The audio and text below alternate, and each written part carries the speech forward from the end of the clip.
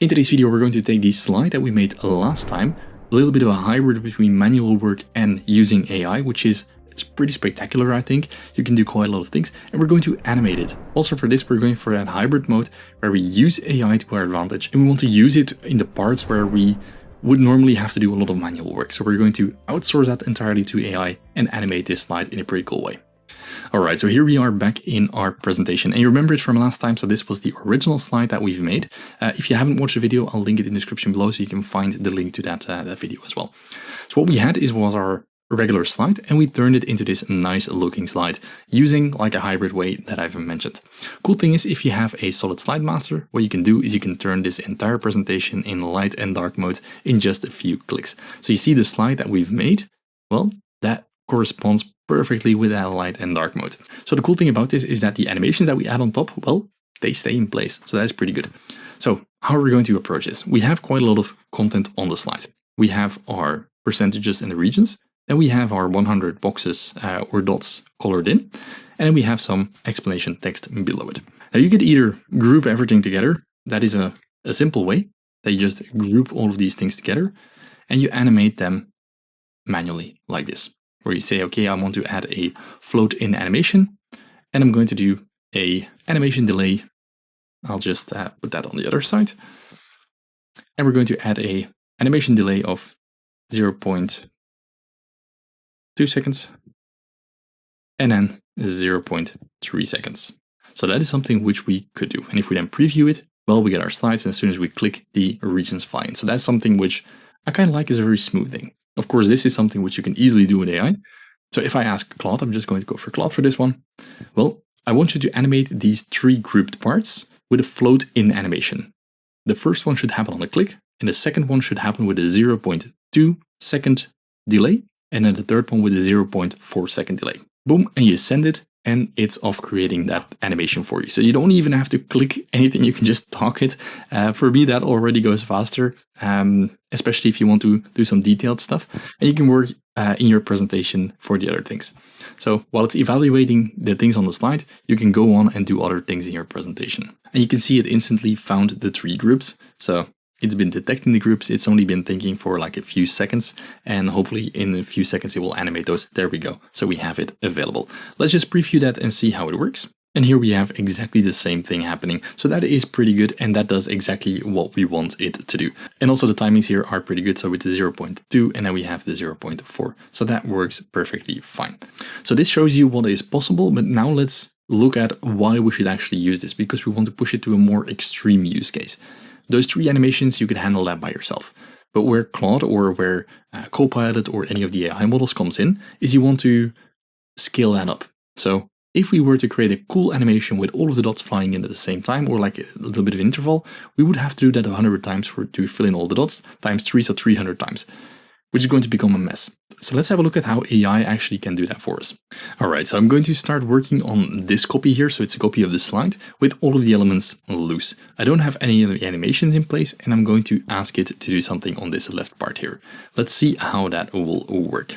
I want you to animate the content on slide 18. Start with the 92% region A part first. What I want you to do is I want you to add a float in animation on 92 and region A, but then use the downwards effect. I want you to also use a float in effect on the bottom text, so the description text, and add the upwards effect. Think about the timing, so everything should happen on a click, the region A first, and then the 92% comes with a 0.2 second delay. The bottom text, that could happen at the same time as region A. Then for the 100 circles in the middle, I want you to animate them with a basic zoom. So I want you to use a very fast basic zoom effect, going from left to right and top to bottom. So read those 100 circles from left to right and top to bottom. I want you to start with the bottom right, and that one happens together with region A animation. The second one from the right on the bottom line, that should have a 0.01 second delay. The third one from the right should have a 0.02 second delay.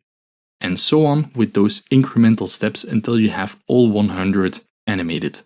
Again, read from the right to the left, from bottom to top. and then I'm just going to run it. So this is going to be the prompt that I'm using. You can see this is quite detailed. If you were to type this all out, that will take you quite a lot of time. And if you were to do these animations by hand and the time delays, that would also take you quite a lot of time. So this is hopefully where we see the advantage of using AI for this to really start taking place, because we can scale it up quite fast, which is incredible. So here we can already see it coming up with the first part here. So it's animating the 92%, region A, description, and then the 100 dots. So it's now building the timing tree. And actually it goes pretty fast. I think this took, this is not the exact counter, that's the last step. Here we go. We see 100 animations all at once, which is pretty cool. I think it's almost done. If we go to animations, here we can see them, all of the 100 animations. If I just click one of those and just scale it up a bit, you can see, boom, that's probably dot number 72. That is just awesome. And if I look here, I don't know if you see the zoom, but that's the one selected. So that's probably the one. And I just go click on the next one, you see that change. This is what I love so much about PowerPoint. So let's see if it's done. All right, let's play the animation. I did only the left part first. Let's have a look at what that looks like. This is pretty cool. It's not entirely correct, but look at that scale animation. That is what we want. It messed up these two parts. So surprisingly, the easy parts, it messed up. So let's see how that works, or what it added. Float in. This one has to float down, and this one has to float down as well. I think that's going to be the case. And then the text float up. That is pretty good. And why does it reposition this one? I'm just going to leave this one out for now. So I'm going to leave that animation and do it myself, and do that with previous, and then drag it all the way to the top here. So normally, this is how we should have that. This is fantastic. Let me just preview that. This is really cool. Just look at how that works, that animation, how smooth that is. Scaling up all of the effects. This is what PowerPoint is all about, if you ask me. So this is what makes me genuinely happy, when you can use the tools and can use the AI to really leverage it and to really amplify your skills. And this, I think, just shows us what is possible. We don't have to limit ourselves because we don't want to do all the manual work. Just think about how you would do it in PowerPoint and then have AI do that work for you. I think that is a very good way of, a little bit of a hybrid way of working together with AI, because it's not going to one-shot everything perfectly from the first time, but the better you know PowerPoint, the better you can steer it. Well, you can create some pretty cool stuff with AI.